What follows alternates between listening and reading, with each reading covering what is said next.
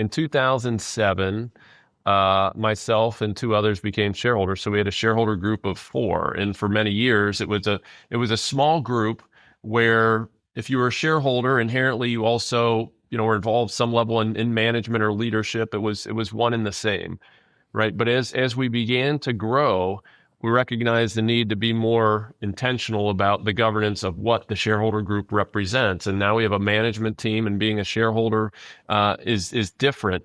But everyone who becomes a shareholder obviously is an owner in the firm, and we're very particular about making sure that our shareholders are fully engaged in the firm. So there's quarterly shareholder meetings, there's an annual shareholder strategic planning, and if you're a senior member of the firm, there's a very good chance you're a shareholder. And one of the key distinctions for us is it doesn't matter what your role is. So in many firms, you have to be a quote unquote producer in some way or client facing.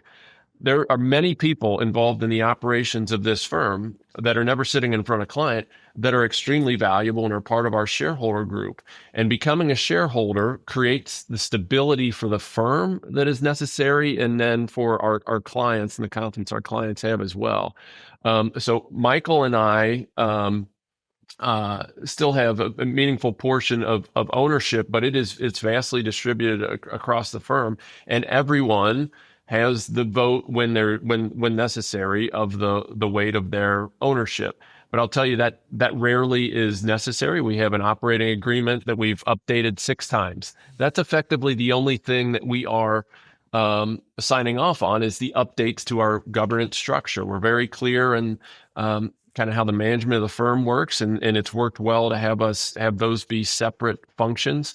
And this is really a key piece of our recruiting and retention strategy, is have people who want to become part of a firm where they can be a shareholder and be part of a firm for a long period of time. And we're committed to that because we do see it as a strategic advantage for the firm. While many firms around us, understandably, have sold, many of our peers we have great respect for, and we've walked through it as a team of the trade-offs of cashing out to incredible multiples in the industry versus being a long-term shareholder of a firm that's growing at a healthy rate, but bypassing the immediate reward for the longer-term reward and commitment to what's been building since 2007.